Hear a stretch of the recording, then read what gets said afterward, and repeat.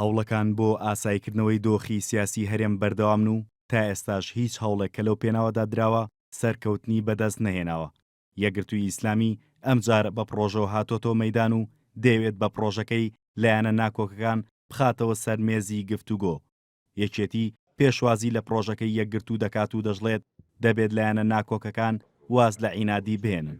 هەموو یەکێک جایەگرتوو هەر کەسەوی کە هەوڵ بدا هاوکاری بکە لە چارەسەرکردنی کێشەکان پیرۆزبایی لێ دەکەین و دەستی هاوکاری بۆ درێژەکەین. هەمیشە پارتیمان وتووە کە مەسەلەی ئەم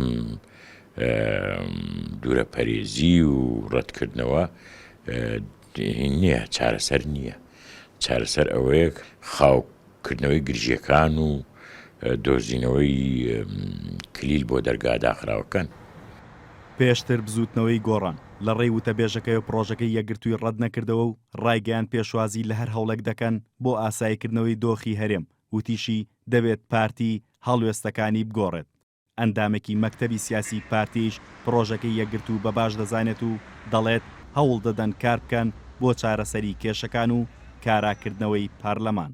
ئەوەی پرۆژەکە باسی دەکات وەختی زۆری دەوێت، بەڵام لە ڕاستیش دەشتی باشە. هەر پرۆژەیەک بۆ ئارامکردنەوە و کاراکردنی پەرلەمانی دەستخۆشیان لێ دەکەین و هەوڵ دەدەین، ئێمەش لە هەوڵ داینە بۆ ئەوەی بتوانین کێشەکان چارەسەرکەین و پەرلەمان کارە بکەینەوە و حکومەت دەست بە ئیش و کاری خۆی بکاتەوە وەکو پێشە.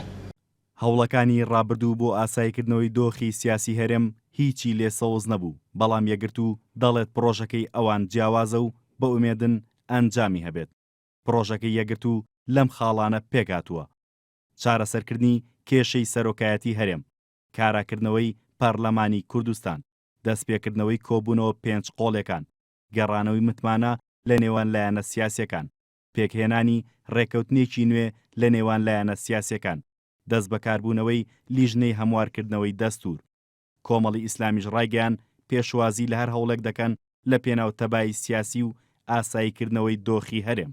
وەک کۆمەڵ ئێمە و پرەنسیپم بادیانی لە ڕابردوودا ئەعلانمایان باسمان کردو وەک زەمینە سازی بکرێ بۆ ئەوەی کە بارودۆخی سیاسی هەرێم چاک بکرێتەوە و گفتوگۆی جددی لە نێوان لایەنەکان دەست پێ بکە پێشوازی لێکین. ئێمە پێمان وایە کردار تێپەڕێنێ بێشک و بەیەک بڕیار باوەڕمان وایە کرێ پەرلەمانی کوردستان کارا بکرێتەوە و گفتوگۆی جددی لە نێوان لایەنەکان دەست پێ بکات. یەکگرتووی ئیسلامی دەڵێت هەوڵەکەی چەند پێشنیازێکی بۆ چارەسەرکردنی ئەو پرسانە لەگەڵدایە، بەڵام سەرەتا دەیەوێت گفتوگۆکان لە نێوان لایەنە سیاسیەکاندا دەست پێ بکاتەوە.